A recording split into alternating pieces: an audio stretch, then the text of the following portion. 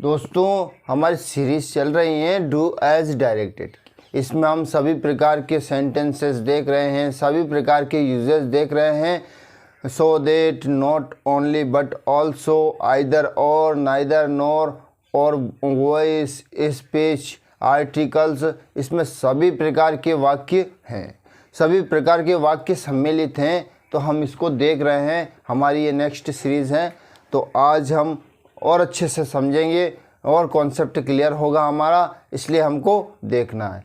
पर इससे पहले क्या है कि इसमें जो सेंटेंसेस है मोस्टली ज़्यादा से ज़्यादा कंजक्शन से रिलेटेड है। क्या है? कंजक्शन से रिलेटेड है। तो कंजक्शन होता क्या है? एक्चुअल में कंजक्शन होता क्या है? What is conjunction? संयोजक क्या है? क्योंकि ये जो not only but also, either or, neither nor, ये सारे कंजक्शन हैं। ये क्या है? What is conjunction? तो क्या है दोस्तों? कंजक्शन ऐसा शब्द है, क्या इसका डेफिनेशन क्या होगा कि कंजक्शन ऐसा शब्द है जो दो शब्दों या दो सेंटेंस को, या तो दो शब्दों को या दो सेंटेंस को आपस में क्या करता है? कनेक्ट करता है, जोड़ता है। ठीक है ना? दो सेंटेंस हुआ या दो शब्द हुआ, उनको आपस में जोड़ता है ना। और कंजक्शन जो है ना, उसको अपन इंग्लिश की ग्रामर में क्या बोल सकते हैं? सेंटेंस लिंकर भी बोलते हैं। क्या बोलते हैं? सेंटेंस लिंकर भी बोलते हैं। तो दोस्तों हम ये बताने से पहले हमें कंजक्शन के बारे में बताना था, बता दिया हमने। एक बार वो समझ लीजिएगा कि व्हाट इज कंजक्शन, कंजक्शन क्या होते हैं, कंजक्शन क्या होते हैं, संयोजक क्या होते हैं। तो संयोजक क्या होते हैं? संयोजक ऐसा शब्द है जो दो शब्दों को या दो सेंटेंसेस को आपस में जोड़ता है, दो सेंटेंस को या दो शब्दों को आपस में जोड़ता है। ये तो बात समझ में आ गई। और कंजक्शन को इंग्लिश में क्या बोलते हैं? सेंटेंस लिंकर भी बोलते हैं। किसी चीज़ को जोड़ना है ना, जोड़ने वाले शब्दों को लिंकर बोलते हैं। लिंक करने वाला होता है एक दूसरे को, दो शब्द है, दो सेंटेंस है, उसको जोड़ दिया। तो वो ही समझेंगे आप। तो ये इसका मतलब सब समझ लिया अपन ने, बहुत अच्छी बात है। अब आगे बढ़ रहे हैं अपन, ठीक है ना। God does everything for on good. भगवान जो भी करता है अपने अच्छे के लिए करता है। A selfish man does not have true friend। एक स्वार्थी व्यक्ति किसी का मित्र नहीं हो सकता। कोई स्वार्थी व्यक्ति है ना, वो मित्रता नहीं निभा सकता है, वो केवल अपना स्वार्थ सिद्ध करना जानता है। ठीक है दोस्तों, देखें आगे हम sentence number first. Ram is writing a letter, Ram is watching TV. ठीक है दोस्तों, इसमें एक प्रयोग होता है not only but also. What happen, है ना। उसमें हम किसको जोड़ना है? इसमें दो सेंटेंस है। एक सेंटेंस में Ram is writing a letter और एक में है राम इज वॉचिंग टीवी। तो राम लिख भी रहा है और टीवी भी देख रहा है। इसमें हमने प्रयुक्त करना है, जोड़ना है, कनेक्ट करना है किस कंजक्शन से? Not only but also say. Clear है वो? तो कोई दिक्कत नहीं है। तो देख लीजिएगा, नॉट ओनली बट ऑल्सो, क्योंकि सेम सब्जेक्ट है। ऐसे होते हैं कि या तो सेम सब्जेक्ट होते हैं या डिफरेंट सब्जेक्ट होते हैं, तो दोनों में थोड़ा अलग नियम होता है। तो सेम सब्जेक्ट है, सब्जेक्ट सेम है ना, दोनों सेंटेंस में काम अलग अलग हो रहा है। तो इसमें क्या करते हैं दोस्तों, ये समझ लीजिएगा। जब सब्जेक्ट सेम होता है ना, तो दो वाक्यों में क्या होता है? जैसे समान है ना, राम, दोनों में राम है ना, तो क्या होता है? सब्जेक्ट के तथा कुछ पार्ट होते हैं, कॉमन पार्ट होते हैं। ठीक है ना, कुछ कॉमन पार्ट होते हैं जिसको लिखेंगे। पहले कॉमन पार्ट को लिखेंगे, सब्जेक्ट कॉमन है उसको लिखेंगे, और दोनों में जो कॉमन है उसे लिखेंगे। ठीक है ना, वो लिख लिया। उसके बाद में नॉट ओनली लिखेंगे। क्या लिखेंगे? नॉट ओनली लिखेंगे। पहले तो जो कॉमन होता है दोनों सेंटेंस में, उस पार्ट को लिखेंगे और फिर हम नॉट ओनली लिखेंगे। ठीक है ना। उसके बाद में पहले वाक्य में जो नॉट था उससे तो हटेगा, मतलब क्योंकि नॉट तो ऑलरेडी आ ही रहा है, नॉट ओनली बट ऑल्सो। वो तो जो शेष भाग बचे हैं पहला वाक्य में उसको लिखेंगे, और फिर बट ऑल्सो लिखने के बाद में जो दूसरे वाक्य में बचा हुआ भाग हम लिखेंगे। तो देख लेंगे, हम प्रैक्टिस करके, प्रैक्टिकल करके ही देखते हैं। सबसे पहले तो हमने क्या करा, कॉमन भाग था राम, इज भी कॉमन था, राम इज अब आता है इसके बाद, ये कॉमन है दोनों में, ये लिख लिया ना। फिर हमने लिखा नॉट ओनली, नॉट ओनली, ठीक है, नॉट ओनली लिख दिया। अब पहले वाक्य में था राइटिंग अ लेटर, ठीक है ना, तो पहले वाक्य का भाग लिखा अपन ने, राइटिंग अ लेटर। अब देखिए अब क्या होता है, बट ऑल्सो, ठीक है ना। पहले कॉमन भाग लिखा, फिर नॉट ओनली लगाया, फिर जो ये अगला वाक्य है, जो वाक्य के आगे की संकलन है, जो भी खाली नोट को छोड़ के बाकी और है, वो अदर पार्ट ऑफ सेंटेंस का वर्ब और ऑब्जेक्ट जो है वो लिखा, और बट ऑल्सो लिखा, और सेकंड पार्ट लिखा हमने वर्ब और ऑब्जेक्ट। वॉचिंग वर्ब की जगह जगह ज़रूरत नहीं है, मतलब हेल्पिंग वर्ब की ज़रूरत नहीं है, क्योंकि हेल्पिंग वर्ब यूज़ हो चुका है ऑलरेडी, हेल्पिंग वर्ब यूज़ हो चुका है। तो केवल हमको मेन वर्ब और ऑब्जेक्ट लिखना है, क्योंकि अलग अलग हैं। अगर कॉमन होता तो बात अलग होती, पर अलग अलग है। तो Ram is not only writing a letter but also watching TV. समझ में आ गया दोस्तों, नॉट ओनली बट ऑल्सो का प्रयोग अच्छे से समझ में आया। क्या किया हमने, अगर यदि ऐसा आया और सेम सब्जेक्ट है तो क्या होता है, सबसे पहले कॉमन जो भाग होता है, कॉमन सब्जेक्ट होता है, उसे लिखेंगे, और कॉमन हेल्पिंग वर्ब रहती है उसे लिखेंगे। उसके बाद में नॉट ओनली लिखेंगे, उसके बाद में नॉट ओनली लिखेंगे, और फिर वर्ब और ऑब्जेक्ट है पहला सेंटेंस का उसको लिखेंगे, फिर बट ऑल्सो लिखेंगे, और लास्ट जो दूसरा सेंटेंस का वर्ब और ऑब्जेक्ट है उसे लिखेंगे। समझ में आ गया? आई थिंक क्लियर हो गया होगा आपको। नॉट ओनली बट ऑल्सो दोस्तों, ये 10th 12th में निश्चित ही आता है, बोर्ड एग्ज़ाम में निश्चित आता है, और बड़ी बड़ी एग्ज़ाम में भी आता है, ऐसी कोई दिक्कत नहीं। कंजक्शन है ये तो, जैसे प्रीपोजिशन होता है ना, ठीक उसी प्रकार से कंजक्शन भी होता है। कंजक्शन भी मेन होता है इंग्लिश का, ये भी एक मेन भाग होता है, ठीक है। तो अब हम आगे बढ़ रहे हैं, सेकंड सेंटेंस की ओर जाते हैं। खुद ही को कर बुलंद इतना, खुद ही को कर बुलंद इतना कि खुद खुदा कर पूछे, ए बंदे तेरा नाम क्या है। I am writing, I am writer, I am a teacher, I am writer, I am a teacher. ठीक है, क्या है दोस्तों, समझ में आ रहा है आपको? इसमें करना क्या है, बोथ और एंड, बोथ एंड का प्रयोग करना है। और देखिएगा, I am a teacher, I am a teacher, writer, I am teacher, दोनों है। मैं शिक्षक हूँ, मैं लेखक हूँ, ठीक है ना, दोनों है। बोथ एंड का प्रयोग करना।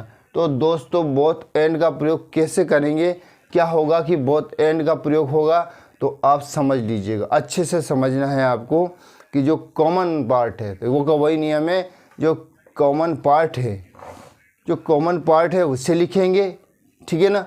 उसके बाद में कॉमन पार्ट लिख दिया अपने, और उसके बाद में बोथ लगाएंगे। कॉमन पार्ट लिखा और बोथ लगाया हमने, फिर वाक्य को ऑब्जेक्ट लगाएंगे, पहले वाक्य का और फिर दूसरे वाक्य का। आज समझ ही लेते हैं हम, ताकि और ज़्यादा समझ में आ जाएगा हमको, ठीक है ना। सबसे पहले कॉमन क्या चीज़ है, आई एम, लिख लिया कॉमन चीज़ आई एम। अब लिखना है बोथ, BOTH बोथ। क्या, I am both a writer, a writer. दोस्तों जितना अच्छा समझेंगे उतना ही काम आएगा। बोथ और एंड का प्रयोग है। आई am both a writer and a teacher, ठीक है। मैं दोनों हूँ, क्या हूँ, मैं लेखक हूँ, लेखक और शिक्षक।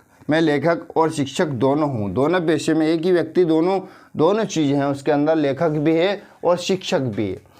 किसी में बहुत मल्टी टैलेंट होता है, कोई शिक्षक भी होता है और राइटर भी होता है, और भी बहुत सारे टैलेंट हो सकते हैं, ऐसा कोई दिक्कत नहीं है।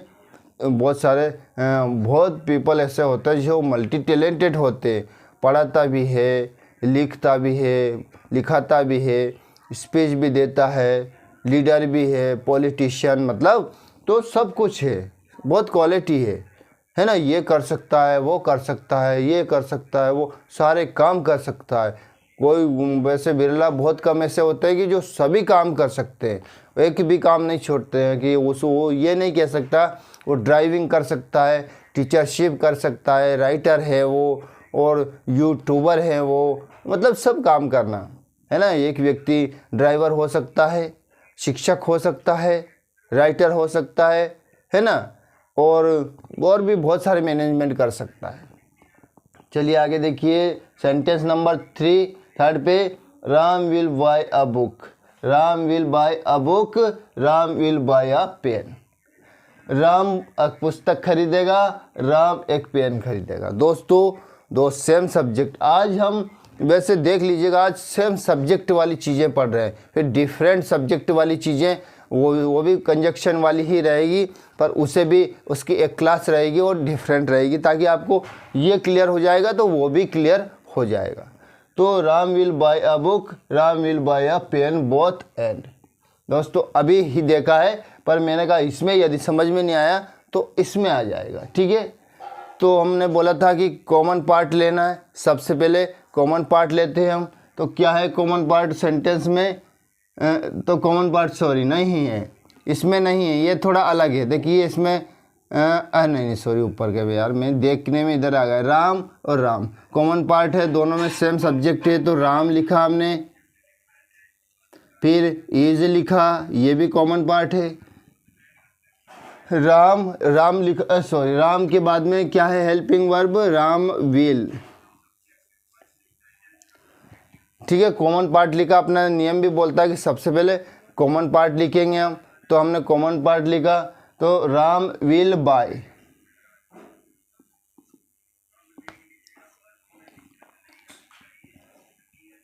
Ram will by both. अब बोथ का यूज करेंगे, राम विल बाय बोथ, क्या खरीदा उसने? A book, a book, and और क्या खरीदा उन्होंने? अ पेन, ठीक है दोस्तों। ये सबसे पहले कॉमन पार्ट लिखा, फिर वर्ब लिखा, क्योंकि वर्ब भी समान है, तो ये तीनों चीज़ तो समान थी तो ये लिख दिया। फिर बोथ का प्रयोग किया, फिर फर्स्ट ऑब्जेक्ट है वो लिखा, फिर एंड लिखा, और फिर जो सेकंड सेंटेंस का ऑब्जेक्ट है उसे लिखा, ठीक है। Any doubt? नो डाउट, ठीक है। अब आते हैं फोर्थ पे, Raju is a lecturer, Raju is a lecturer, Surendra is a lecturer.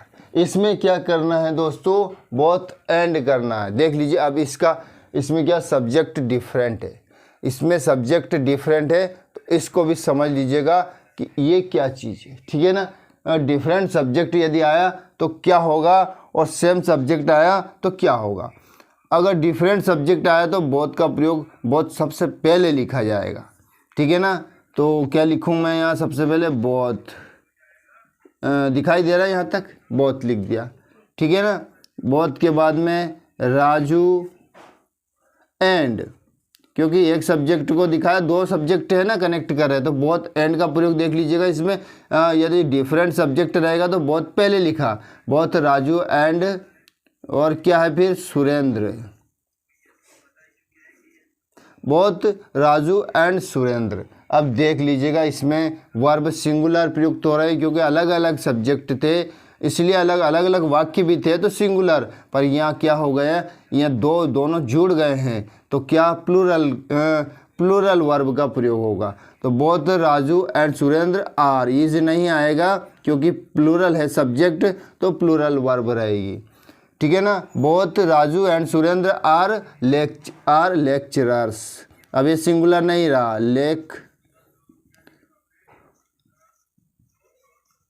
Lecturers, क्योंकि ये दो व्यक्ति लेक्चरर है, तो ये भी है ये भी है, तो ये वर्ब भी प्रयुक्त हुआ तो प्लूरल हुआ, और जो ऑब्जेक्ट भी जो प्लूरल प्रयुक्त हुआ वो क्या हुआ? वो प्लूरल ही होगा, ठीक है। ऐसा नहीं है कि वो का वही लिखा हमने, चलो डिफरेंट सब्जेक्ट मान लिया, ये कर लिया और वर्ब सिंगुलर प्रयुक्त कर ली, जी नहीं, फिर हमारा पूरा वाक्य की संरचना ही गलत हो जाएगी। यदि दो अपन संयोजक का मतलब ही है दो वाक्यों को, दो शब्दों को जोड़ना का काम करता है, तो जोड़ने का काम करता है, तो जो संरचना जो बदलाव होगा वो होगा, ऐसा नहीं कि वो का वही वैसा ही रहेगा, वैसा नहीं रहेगा, उसमें बदलाव ज़रूर होगा। तो ठीक है दोस्तों, समझ में आया। बोथ एंड यदि सेम सब्जेक्ट रहेगा तो क्या होगा, यदि डिफरेंट सब्जेक्ट रहेगा तो क्या होगा, समझ में आ गया। चलो आगे बढ़ते हैं। He is not a writer, he is not a teacher. He is not a writer, he is not a teacher. इसमें नाइदर नॉर का प्रयोग करना दोस्तों। नाइदर नॉर से संबंधित है कि नॉट तो ऑलरेडी है ही सही, तो वाक्य में नॉट पे तो ध्यान देना ही नहीं, ठीक है ना। He is not a writer, he is not a teacher, ठीक है। इसमें करना है नाइदर नॉर का प्रयोग करना है, ठीक है। तो कैसे करेंगे दोस्तों, बहुत आसान है। सबसे पहले कॉमन सब्जेक्ट लिखेंगे, क्योंकि दोनों सब्जेक्ट सेम है, दोनों सब्जेक्ट सेम है। तो सबसे पहले कॉमन सब्जेक्ट लिखेंगे, फिर वर्ब लिखेंगे, और फिर उसके बाद में नाइदर का प्रयोग करेंगे दोस्तों। और फिर पहला ऑब्जेक्ट लिखेंगे, और फिर नॉर लिखेंगे, और दूसरा ऑब्जेक्ट लिखेंगे। देखिए हम करके ही दिखा रहे हैं, ठीक है ना। तो सबसे पहले सब्जेक्ट क्या है, कॉमन, ही दिखाई दे रहा है क्या यहाँ तक, ओके। ही इज़, नोट तो हटना ही है, नाइदर का मतलब नोट तो रहेगा ही नहीं, तो ही इज़ नाइदर। देख लीजिएगा नाइदर नॉर का प्रयोग कैसे होगा। He is neither a writer, बहुत आसान है दोस्तों, बहुत सिंपल है और बहुत ही इम्पोर्टेंट है। He is neither a writer nor, अब देख लीजिए ऑब्जेक्ट क्या है, टीचर, नॉर अ टीचर। ये बहुत सिंपल है दोस्तों, बहुत अच्छे भी हैं, बहुत सिंपल भी है, बहुत काम के हैं, बहुत उपयोगी है। मतलब इसको यदि देख लिया तो आपको देखिए, आप 4-5 सेंटेंस में हज़ारों sentence, not only but also, both and same subject, both and different subject, neither nor, सभी के प्रयोग सीख लिए। तो इन 5-6 वाक्यों में आपको पूरा सब समझ में आ जाएगा, सभी आपको समझ में आ गया होगा। तो अब देख लेते हैं sentence number 6। He said you may go now. देखिए, he said you may go now, तो ये जो बात कही ना, ये जो इसने कहा किससे, मुझसे कही है, मतलब ही सेड टू मी, ये लुप्त है, या लिखा नहीं है, पर हम क्या इसको मी मान सकते हैं। He said to me you may go now. तो इसमें क्या है दोस्तों, सिंपल है। यदि कोई भी सहायक क्रिया है ना, हेल्प में ये एक्सिलरी वर्ब है, तो मे का क्या हो जाता है, यदि पास्ट टेंस में है रिपोर्टिंग स्पीच तो मे का माइट हो जाता है। और जो नाउ है इसका भी the other part of tense का है, वो भी चेंज होता है, तो नाउ का हो जाता है देन। बाकी और भी जो टुमारो होता है तो द नेक्स्ट डे, है ना, जो हर चीज़ होती है, दिस होता है तो देट, और देट होता है तो दोज, दीज होता है तो दोज, ऐसे बहुत सारे बदलाव होते हैं। तो अपन इनको यहाँ तक दिखाई देगा, ओके। तो ही सेड,